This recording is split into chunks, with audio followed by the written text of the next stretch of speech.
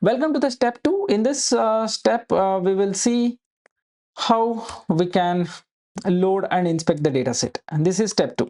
Step 2, loading and inspecting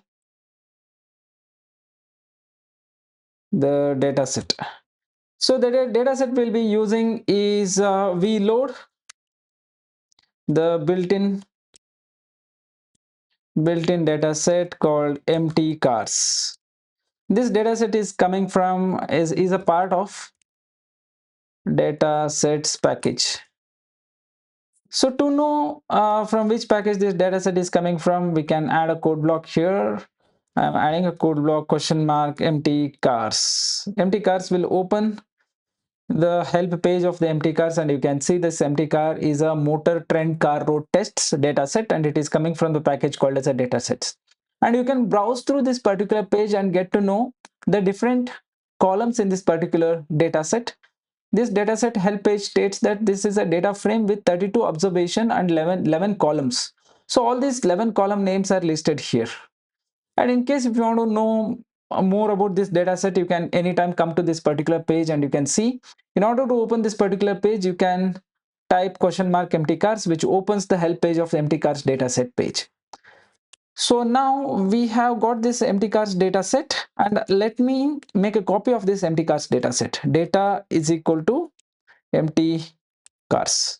So this makes the copy of empty cars dataset. Once after making the copy of empty cars dataset, let me execute this and let me see what is in the empty cars dataset. So let me type data. So typing a data will give you printed in the console all the rows and all the columns of this particular dataset. This is a data frame with the 32 rows and the 11 columns. All these columns are listed here. I can browse through this column, and 32 rows are also I can browse through with the multiple pages.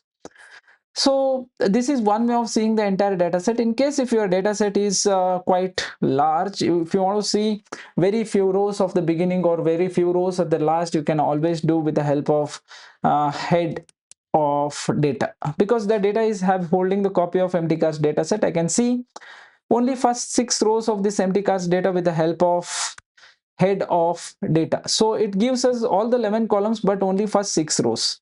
So in case if you want to see the last 6 rows also, you can do with the help of tail of empty cars or the data that shows you last 6 rows. Let me show you for last 6 rows of particular data set is tail of data.